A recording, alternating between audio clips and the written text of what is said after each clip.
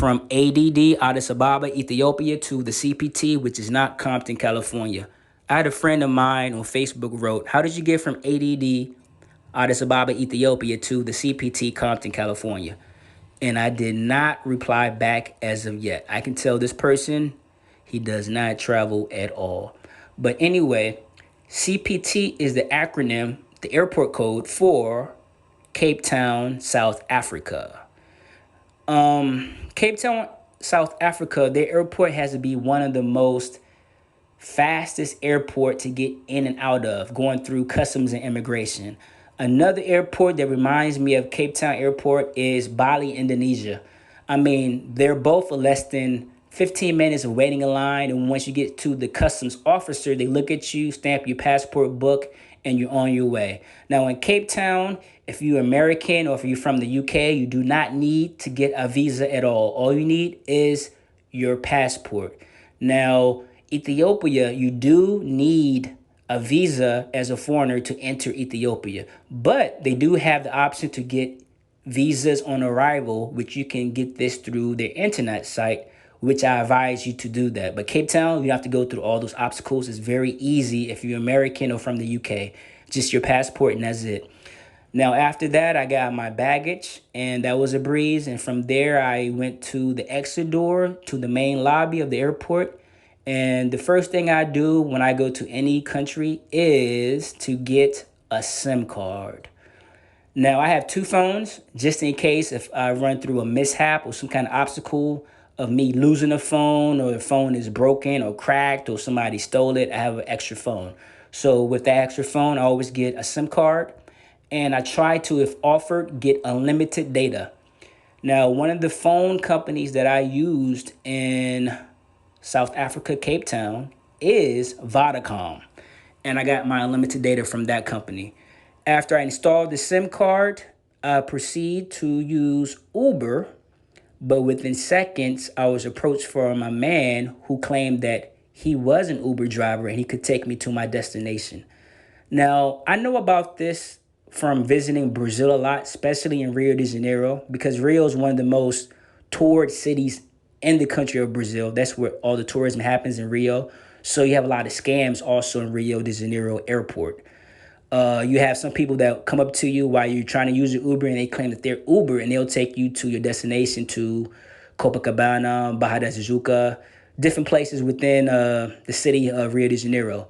And that's a big gamble that you take because they could be regular civilians pretending to be Uber and they might take you to their destination if they're very, honest, or they might just take you somewhere and rob you. So that's the gamble you take. That's that Vegas life. You're going to roll the dice and see where it lands if you want to do that. I suggest you don't do that, but I actually did the opposite. I did that. So what I did is when this guy approached me, I asked him how much, and I compared it to what Uber was going to charge me. He charged me way less. Now, I did size him up. So I felt that if anything was to go wrong, I could most definitely 100% beat his ass. Now, this has been my second time in Cape Town.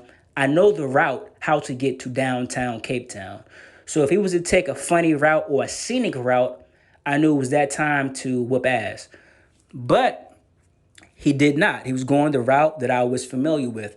Now, this might confuse some people, but downtown Cape Town is not near the airport. Actually, it's maybe like, I would say 35 to 40 minutes away, depending on traffic. Now, what is near the airport is a place called Strand. Strand is where Cape Townians go to if they're into wineries and wine tasting. That's where you want to be in Strand. But for a first timer, you've never been to Cape Town before, you want to stay where it's vibrant, where it's live, and that's downtown Cape Town. You have all the restaurants, you have beaches, you have mountains, you have everything you can think of near downtown Cape Town. That's the place you want to be. Now, on my way to my apartment, maybe 10 minutes away from my apartment, we got stopped by the police. Now, that's when things started to kick in my mind, like, uh-oh, like, who really is this guy? Is he who he said he was? What's going on? Police stopped us. He got out. He talked with the policeman for probably like maybe, I don't know, 2 minutes. I saw a handshake. He got back into the car. And I asked him what happened.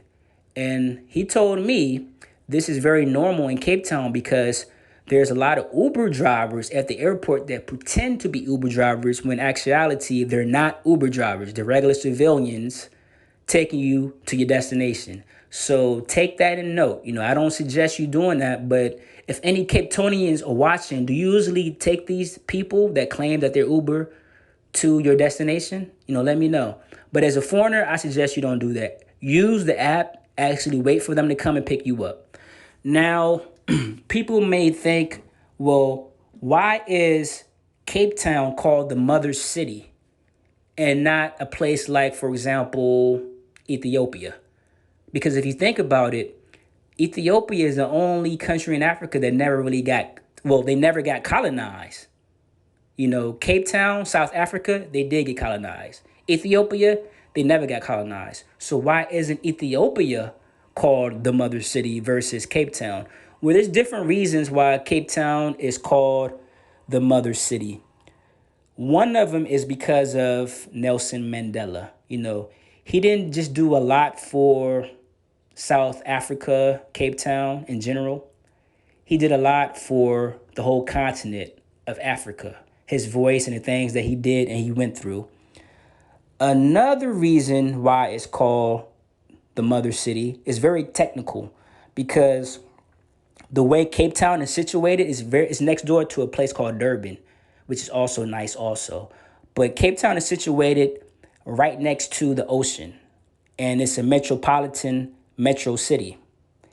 And to get technical, it's referred to as metropolitas, and they said that the Greek word metros, meaning mother, and polis, meaning city, people call it the mother city. That's where the nickname came from. But anyways, I would suggest as a traveler, come to Cape Town just to see how it is, just to see the vibe of it. Just don't listen to me, even though I do provide proof and visuals for you to actually see versus just me just talking and you don't see anything. Come for yourself, get your own experience, gain your own story. Come to South Africa. In particular, come to Cape Town. I mean, it's a lot to see and do here. And thanks for watching and peace.